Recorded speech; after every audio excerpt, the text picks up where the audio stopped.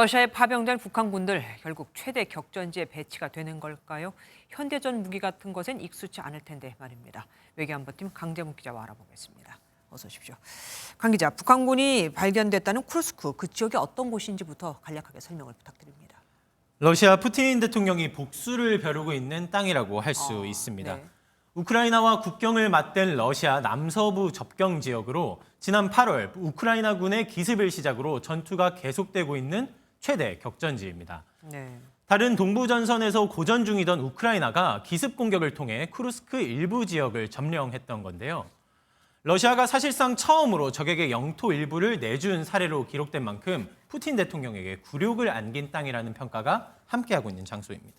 그러니까 빼앗긴 땅을 다시 수복하겠다는 그거는 이해했습니다. 그런데 여기서 이런 말이 나와요. 북한군을 고기 분쇄기에 밀어넣고 있다. 이게 무슨 말입니까?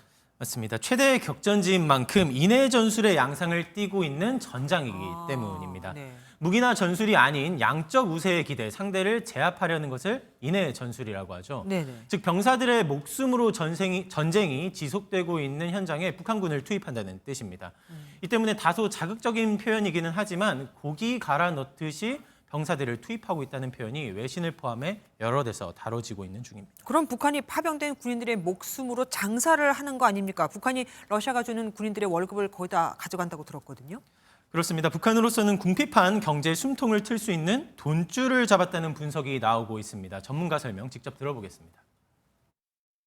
식량뿐만 아니고 이 북한군한테 직접적으로 가는 이 돈, 이것까지 합하면 아마 경제적인 수혜를 북한은 엄청나게 볼 것이고. 우리 정보당국은 북한이 이번 파병을 통해 1인당 월 2,000달러 정도의 대가를 받을 것으로 판단하고 있습니다. 12월까지 10,000명을 투입할 것이란 전망에 빗대면 한 달에만 277억 원, 1년으로 계산하면 3,300억 원이라는 금액이 산출됩니다. 그러네요. 조금 전 불과 몇 시간 앞서서는 러시아 크렘린궁이 내년 김정은 국무위원장의 러시아 방문 가능성을 시사하기도 했었는데요. 오랜 대북 제재 속 최악의 경제난을 러시아와의 협력, 또 파병을 통한 외화벌이로 돌파하겠다는 의지가 계속해서 비춰진다는 분석이 나오고 있는 중입니다.